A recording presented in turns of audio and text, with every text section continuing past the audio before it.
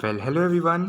सो आज जो हम लोग डिस्कस करने वाले हैं वो है हमारे क्लास 10th इंग्लिश लिटरेचर की बुक फर्स्ट फ्लाइट का चैप्टर नंबर 1 जो कि है a letter to God. A letter to God, इस चैप्टर के राइटर जो हैं वो जीएल फुएंटेस हैं, Gregorio Lopez Fuentes. GL Fuentes का full form Gregorio Lopez Fuentes, इनका पूरा नाम है। ये एक मैक्सिकन नॉवेलिस्ट हैं, इन्होंने कई सारे उपन्यास मैक्सिकन भाषा में लिखी है। एक पोएट हैं, साथ ही साथ एक जर्नलिस्ट हैं। He was one of the leading chroniclers of the Mexican revolution. उनका जन्म 11 जुलाई 1897 में हुआ था, 1897 को हुआ था। और he came in contact with the Indian farmers and laborers of the region, whose none lives he later described in his works. Even जो ये चैप्टर है अ लेटर टू गॉड, ये भी एक फार्मर के बारे में ही चैप्टर है। उसका उस फार्मर के फेथ, जो उस फार्मर के गॉड पे फेथ था, उससे थोड़ा बहुत रिलेटेड है। और उस फेथ के लिए उन्होंने अपनी प्रॉब्लम्स को डिस्कस करने के लिए और उसका सॉल्यूशन मांगने के लिए गॉड को लेटर दिया था, उसके ऊपर डिस्कस है। तो इससे पता चलता है कि राइटर इंडियन फार्मर्स और लेबर्स से कांटेक्ट में रह चुके थे पहले, और उन्होंने अपने वर्क्स में इन चीज़ों को शामिल किया था।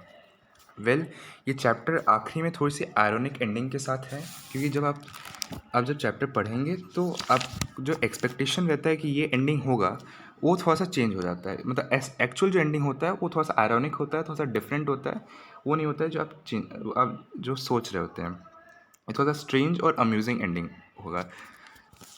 वैसे ट्विस्टेड एंडिंग्स के लिए सबसे ज़्यादा फेमस जो ऑथर रह चुके हैं ओ हेनरी, मेरे अकॉर्डिंग जिनकी मैंने राइटिंग्स पढ़ी हैं, O Henry William Sydney Porter उनका असली नाम था, ओ हेनरी उनके पेन का नाम था।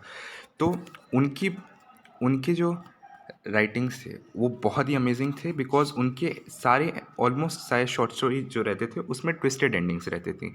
जैसे कि the last leave, 20 years ago, ये सारी जो उनके राइटिंग्स थे उसमें ट्विस्टेड एंडिंग्स रहती थी। इसमें भी थोड़ा बहुत ट्विस्टेड एंडिंग या कह सकते हैं आयरॉनिक एंडिंग दिया हुआ है, जिसका नाम है अ लेटर टू गॉड। हम लोगों ने राइटर देख लिया, जीएल फ्लुएंटेस, ग्रेगोरियो लोपेस फ्लुएंटेस। अब इसको स्टार्ट करते हैं। बेसिकली हम इस चैप्टर में आपको समरी देने वाले हैं, तो शुरू करते हैं। ये चैप्टर शुरू होती है एक फार्मर के ऊपर, फार्मर की लाइफस्टाइल। जो फार्मर का नाम है लेंचो। लेंचो अपने फैमिली के साथ एक वैली वैली एक वैली रहती है जहाँ पे कोई नहीं रहता है। उसकी थोड़ी सी लोएस्ट हिल पे, उसके क्रेस्ट पे मीन्स उसके उस लोएस्ट हिल, जो नीचे का हिल है, उसके टॉप पे रहता था। ठीक है, वो अपनी फैमिली के साथ रहता था। They grow corn in order to fill their stomach. वो अपने पेट को भरने के लिए मक्का उगाया करते थे, मकई का खेती किया करते थे। वो अपने परिवार का पेट भरने के लिए कॉर्न ग्रो करते थे। After a long time rain comes, but suddenly it change into ferocious hello storm, resulting in destruction of the crops. ऐसे ही वो लोग अपने काम पे थे। उनके जो ओल्डर बॉयज़ थे, यानी जो बड़े बेटे थे, वो फील्ड्स में काम करते थे, और जो छोटे थे वो खेलते रहते थे। फिर क्या होता है, फिर उनकी जो माँ रहती है वो बच्चों की, तो वो उनको खाने के लिए बुलाती हैं। जब वो खाना खाने आते हैं, तब जब सब लोग खाना खा रहे होते हैं, उससे पहले ही लेंचो जो है नॉर्थ ईस्ट डायरेक्शंस में देख रहा होता है। उसे लगता है कि अब शायद इस बार अब बारिश हो जाएगी, बहुत दिन से बारिश नहीं हो रही थी। उस जो खेत में उगाता है उसमें पूरे वो फील्ड राइप कॉर्न से भरा हुआ है, जिसमें बहुत सारे फ्लावर्स हैं जो कि हमेशा अच्छे हार्वेस्ट प्रॉमिस करते हैं। मतलब हमेशा उनकी जो फसल हुई है जो अच्छी ही रही है। लेंचो पहले से अनुमान लगा चुका है कि बारिश होने वाली है, क्योंकि से काले बादल घिरे हुए दिखे रहते हुए नॉर्थ ईस्ट डायरेक्शंस में, और वही होता है। नॉर्थ ईस्ट जो बड़े माउंटेन्स थे, ह्यूज माउंटेन्स थे, वहाँ से वो देखता है कि बादल आ रहे हैं, एयर फ्रेश और स्वीट हो जाती है, और फिर बारिश होना शुरू हो जाती है। फिर लेंचो बाहर चल जाता है, फिर वो बारिश को एंजॉय करता है। एंड देन उसके बाद ये रेन ड्रॉप्स धीरे धीरे बढ़ते जाते हैं। फिर ये रेन ड्रॉप्स एक्चुअल में एक फेरोशियस हेल स्टॉर्म, यानी एक डेंजरस हेल स्टॉर्म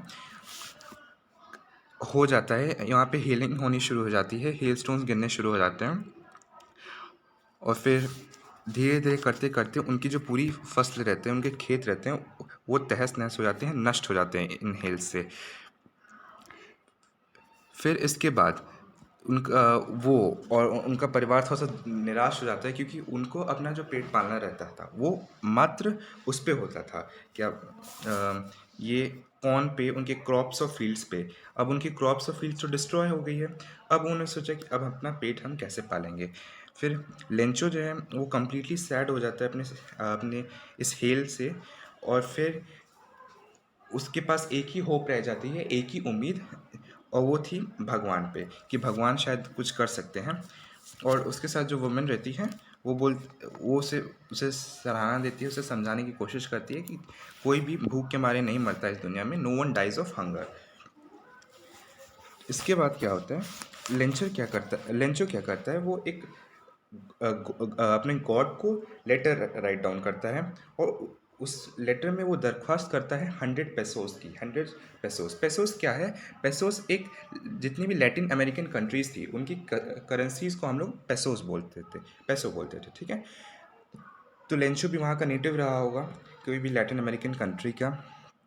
तो वो गॉड को लेटर लिखता है कि प्लीज़ आप मुझे 100 पैसों दे दीजिए, जिससे मैं अपनी जो खेत में फिर से बुआई कर सकूं।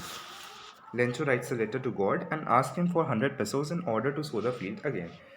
Now, the letter reached one of the employee who was a postman and also helped, and the man also employee also helped at the post office. अब वो जो लेटर रहता है, जो पत्र जो वो भेजता है लेंचो, वो आखिर उसने मेल डाउन किया रहता है, तो वो एक पोस्ट ऑफिस के एम्प्लॉय के पास पहुंचता है, जो कि एक पोस्टमैन था, और साथ ही साथ उस पोस्ट ऑफिस में बहुत सारी मदद भी करता था।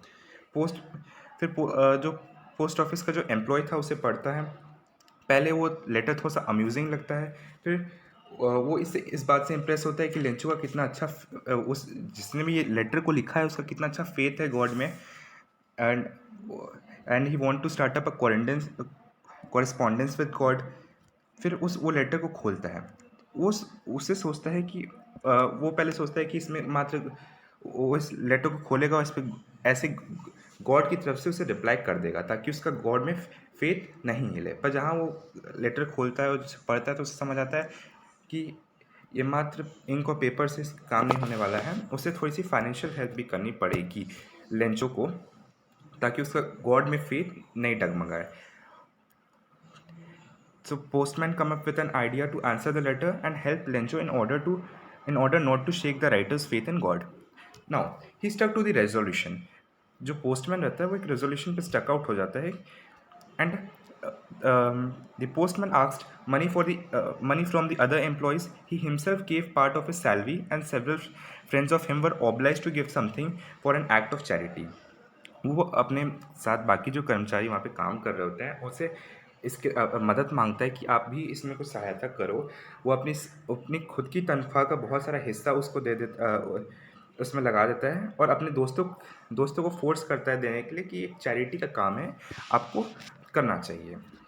कैसे भी करके वो 100 पैसों तो नहीं गैदर कर पाता है, बट 70 पैसोस गैदर कर पाता है। They gathered almost 70 pesos and put into an envelope addressed to Lencho and containing a single word as sign God. अब उस लेटर में उसने ज़्यादा कुछ नहीं लिखा, उसने बस 70 पैसोस डाल दिए, और उसमें सिंगल वर्ड साइन के तौर पे उसने लिख दिया, हस्ताक्षर के तौर पे, सिग्नेचर के तौर पे क्या लिखा था? गॉड लिखा था, ठीक है। उसके बाद when Lencho came on Sunday to post office, the postman himself handed the letter to him. अब लेंचो बहुत ही ईगर रहता है, तो वो बहुत अर्लियर आ जाता है वो पोस्ट ऑफिस में। उसी संडे को अगले जो फॉलोइंग संडे था, जो नेक्स्ट संडे था, लेंचो आ जाता है और अपने लेटर के लिए पूछता है, और उसे एक लेटर मिल भी जाता है। और वही पोस्टमैन जिसने उसकी फाइनेंशियली हेल्प की थी, मतलब जिसने वो गॉड की तरफ से वो लेटर और रिप्लाई और मनी भेजा है, वही उसको लेटर दे देता है। उस पोस्टमैन को बहुत ही अच्छा फील होता है, एक काइंड ऑफ कंटेंटमेंट फील होती है, संतुष्टि फील होती है कि उसने एक अच्छा कर्म किया है। इसके बाद क्या होता है, वो जो लेंचो रहता है, जो फार्मर रहता है, वो इस लेटर को खोलता है, और उसे इस बात का सरप्राइज़ नहीं होता है कि पैसा है, क्योंकि उसका फेथ इतना गॉड में रहता है कि हाँ, चलो ठीक है। लेकिन बल्कि वो नाराज़ हो जाता है, क्योंकि वो देखता है कि उसमें 100 पैसों नहीं बल्कि 70 पैसोज़ थे। उसकी एक्सपेक्टेशन, अब वो ये सोचता है, उसका गॉड में तो पूरा फेथ है, तो उसे ये लगता है कि नहीं, गॉड ने मुझे ये पैसे कम दिए नहीं होंगे, वो जानते हैं मेरी एकदम ज़रूरत है। हो सकता है यहाँ के कुछ एम्प्लॉयज़ में से किसी ने 30 में बाकी जो पैसे हैं यानी 30 पेसोस वो किसी ने ले लिए हों, ठीक है। He was not surprise with the letter but was actually furious with the lack of money he got. He asked for 100 pesos and got only 70 pesos. He had a full faith in God, therefore he expected that some employees of the post office would have taken rest of the money. But he wrote again a letter to the God and ask for rest of the money. अब वो क्या करता है, वापस एक पत्र लिखता है भगवान को बाकी पैसों के लिए, और उसमें ये दरख्वास्त करता है कि अब जो पैसा आप भेजिएगा उसे मेल के दौरान मत भेजिएगा, क्योंकि यहाँ के जो ये जो पोस्ट ऑफिस है, यहाँ के खुराफाती एम्प्लॉयज़ उसे चोरी कर लेंगे। यहाँ मतलब ये पोस्ट ऑफिस एम्प्लॉयज़ के रूप में यहाँ पे खुराफाती और बदमाश लोग हैं। वो बोलता है he also requested to God in his letters to not to send the money through the mail because the post office employees are a bunch of crooks. Crooks मतलब बदमाश। और यहीं पे हमारी जो स्टोरी है वो ख़त्म हो जाती है। बेसिकली यही थी स्टोरी। हम लोग जैसा एक्सपेक्ट करते हैं कि जैसा मान लिया हम लोग, मैंने तो ये एक्सपेक्ट किया था कि लेंचो खुश हो जाएगा 70 पैसे उसको दे करके, बट ऐसा नहीं होता है। उल्टा वो उन्हीं जिन एम्प्लॉयज़ ने उनकी हेल्प की उन्हीं को क्रूक बोलने लग जाता है, मीन्स बदमाश बोलने लग जाता है। मे बी उसके गॉड पे इतना डीप फेथ की वजह से हुआ। तो इस चैप्टर में बहुत ही आयरॉनिक एंडिंग थी। आयरॉनिक मीन्स जैसा हमने एक्सपेक्ट किया एकदम नहीं थी, थोड़ी सी अम्यूजिंग थी, थोड़ी सी स्ट्रेंज थी, बट चैप्टर बहुत अच्छा है, मुझे बहुत पसंद आया। और यहीं पर चैप्टर होता है ख़त्म। Thank you.